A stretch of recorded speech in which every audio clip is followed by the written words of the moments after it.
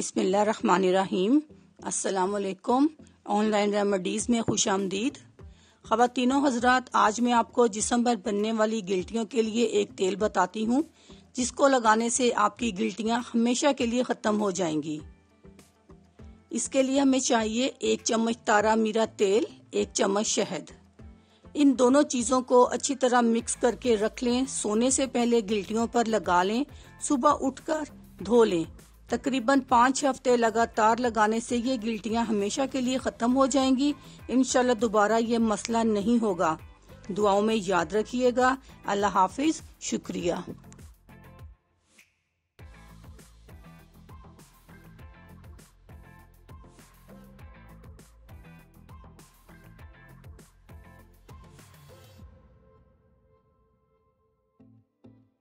अगर आपको हमारी वीडियो अच्छी लग रही है तो हमारी वीडियोस को लाइक करें और अपने सब दोस्तों से शेयर करें और साथ हमारे चैनल ऑनलाइन रेमेडीज को सब्सक्राइब करना ना भूलिएगा। मिलती हूँ मैं आपको एक नई वीडियो के साथ। तब तक के लिए अल्लाह हाफिज।